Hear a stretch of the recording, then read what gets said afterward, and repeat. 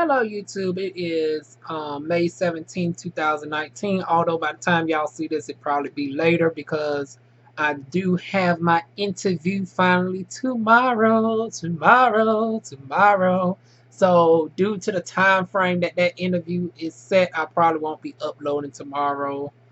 And then I got clients Friday, so I don't know if I'm going to be able to upload then. So y'all probably see it on the 18, 19, the 20th. But anyways, whenever y'all see this, there are two bills I want to talk about regarding women reproductive rights in the state of Texas, which is why I won't never move there. I mean, Texas, ugh. Now, I'm a Southern girl, as you can tell from this voice. I'm from North Carolina. But my people have really been working to change this state into a swing state. For y'all that don't know, I work very hard in politics behind the scenes, off camera. Um, we have truly changed the dynamics of North Carolina around in certain key areas, from the House of Representatives to the Senate. We got darn gone, but Corey darn gone ass up out of there. Roy Cooper could do a little bit better. I'm gonna see if we can get this marijuana passed in North Carolina, because I'm not seeing why there's an excuse in this sort of Bible Belt of about marijuana restrictions. So yeah, we're gonna see about that. But anyways, that's a whole nother video for a whole nother day. But anyways, North Carolina ain't nowhere near like the Bible Belt like Texas is. So I want to get into Texas. I was first trying to pull up the article in concern with penalizing women who have babies aborted, but then I found out that a bill just passed, so we want to talk about that first.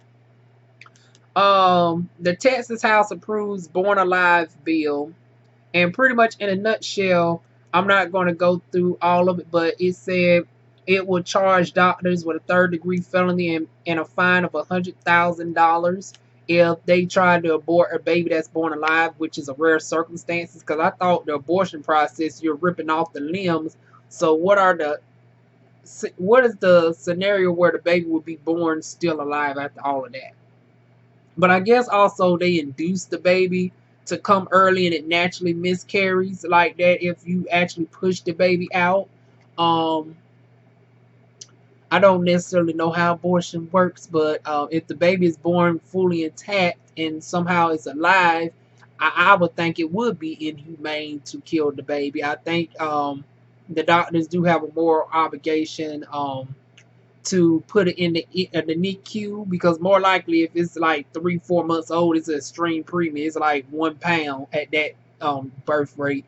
Um, they have the under the doctor confidentiality, you can't morally kill a baby that's alive, that's outside the womb. So yeah, you have to do whatever you have to do to keep that baby alive. And then, if the parent don't want to keep the child, especially since they was in the process of abortion, they sign away their rights, and the baby goes, once it gets healthier, into the foster care system. That's how I believe that should go down. I don't think the parents should be responsible at that point, especially if they was trying to abort the baby. But I think it is inhumane for them to go ahead and abort the baby. So I'm not necessarily in a disagreement with that. I think you should be fine if you are aborting babies that are alive. I didn't think that was a situation that was large enough where we needed a bill for that.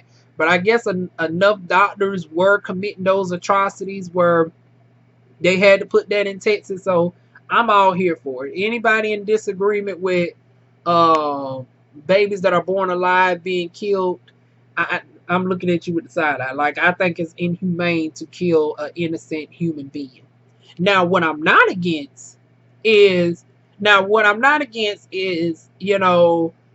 a baby from the form of incest, rape, or something of those similar lines. If the mother's life is in danger, if it has to be between her and the baby, and the spouse or the family want to choose the mother as opposed to the baby, I do believe that then an abortion should be possible. Now, Texas wants to overturn Roe versus Wade pretty much, because what I'm seeing is with another bill that not only do they want to penalize, and I will leave the articles down below, but not only do they want to penalize those people who want to have the abortion, but they will make it a murder.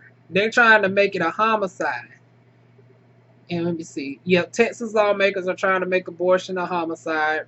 Representative Tony Timber, a Republican, introduced the abortion, the about the Abolition of Abortion in Texas Act, or House Bill 896, in January to protect the rights of an unborn child, but it was granted its first committee hearing on Monday and Tuesday. So it was granted its first hearing on Monday and Tuesday. Ironically, I'm shifting between articles. This past Tuesday, they actually passed the other bill, which is the Texas Born Alive bill. So these are two different bills. The one that just passed Tuesday is the Texas Born Alive bill, which penalizes doctors and will give them a third-degree felony and a $100,000 fine if you kill a baby that is born alive. And then this bill will make it where the mother, this other bill, will charge them with a felony. It will be equivalent to a homicide, and his excuse is, well, if a person's in a car accident, typically they are charged twice. They're charged with the death of an unborn child, and they are charged with the death of the mother, if the mother shall pass. But when the mother willingly aborts the baby, it's not seen as murder. So I can see that to a certain extent, but no, because number one, it was the mother's choice to abort the baby. You don't know the circumstances of where she aborted it. So that's contemplating two different issues. You're trying to compare a mother aborting a baby, which might be in the instance of rape. It might be in the instance of incest. She might have a autoimmune disease. I have Crohn's disease. Some other people might have lupus. That will make for a high-risk pregnancy. She might be over 35. That you don't know the circumstances of where she's getting the abortion. So, yeah, I don't believe that the mother should be charged with no darn murder. Like, what the hell is going on in Texas? Now, once again, we're not talking about no love and hip-hop type shit. Now, them bitches, they need to be thrown underneath the jail. In the Love and Hip Hop New York, when they was having babies back and forth for a motherfucking storyline and just going to the motherfucking darn doctor, having an abortion, and then say, oh, well, I'm going to keep this baby. Yeah, them motherfuckers are the type that need to be thrown underneath the jail. The hood rats, the ones that's just having babies, all knocked up, getting knocked up, and then just going to the clinic 3, 4, 5 times because you can't keep your legs closed. You can't find a sturdy condom. You can't get the man to darn put on a motherfucking condom. You don't want to get on no birth control. Like that type of shit. Oh yeah, bitch, you need to be charged with something. But as far as people who have literally been raped, trafficking victims, I mean, I don't believe this. I thought they would at least have an exception for those people. But no. It says even in the case of rape, trafficking, incest, if you get pregnant, you are forced to still have the baby. Like, what is wrong with these sick motherfuckers? You telling me if somebody is a sex trafficking victim and they were abused and they darn gonna get raped, you're gonna force them to carry the baby? Like, what type of sick shit is that? And I'm talking about early term because, unfortunately, here's where the conservative in me comes at.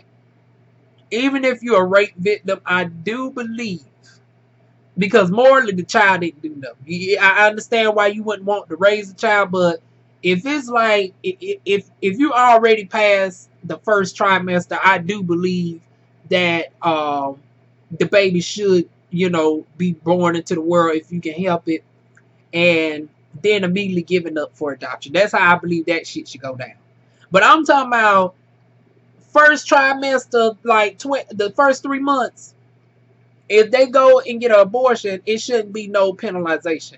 But they're trying to make it where you can't get an abortion at no part of the game. So if you are only 2 weeks pregnant, or if you're a month pregnant, you don't have the right to go and get an abortion at 2 weeks or a month. That's what this bill is trying to say. So even if the baby is only like this, it's only like this, they're saying no. If you are raped, they don't give a damn. If you are a trafficking victim, they don't give a damn. And I don't see no woman in darn on Congress going for this shit. I mean, if there's going to be any bipartisan darn on rebelling on this shit, it would definitely be from the women of the House. Because I don't see what woman in their right mind would co-sign some bullshit like this. You're literally darn on trying to put a mandate on a woman giving birth under those types of darn on circumstances of rape and incest, even if the baby is less than 3 months in the room. Because like I said, after 3 months, now the baby's darn on develop. Yeah, you might have been raped, you might have, but at this point it's like, okay, now the baby done developed enough where it's a human being. I don't think you should be, I'm not with the process of tearing off limbs and killing the baby at that point. But if at 2 weeks, the only thing they can do, if at 2 weeks, I think they give you something and it induces a miscarriage. Like, and they don't have to go in and be doing all the scraping and stuff. Now, granted, I think at 2 weeks, they do have to go in and, do a little light cleanup. But it's not nowhere near as somebody who has an abortion at a late term, like 4 or 5 months or any shit like that. And like I said, I do say the exception that if it comes down between the baby and the mother dying, that the mother has the right to still live. It shouldn't be that the mother has to die. So that's the only exception that I provide for late term abortions. Like during the actual birthing process, if the mother goes into cold blue and she's literally on death's door and they have to choose. But other than that, if she can have the baby without no problems, after 3 months, that should be the cutoff. So I'm half and half on this issue. I feel that after 3 months, the baby should be born and then given up for adoption. But if it's before 3 months, you don't have the right as anybody to say that she can't go get no abortion, especially a rape victim, a sex, somebody being sex trafficked and all of that. So what are y'all thoughts, especially my women? Because I think my audience is like 70% women. What are y'all thoughts on this bullshit in Texas? If I have any Texas darn on people, y'all need to be writing y'all darn on people down there, because I don't know what the fuck is going on with Texas trying to overturn Roe versus Wade. Like, that's some damn bullshit.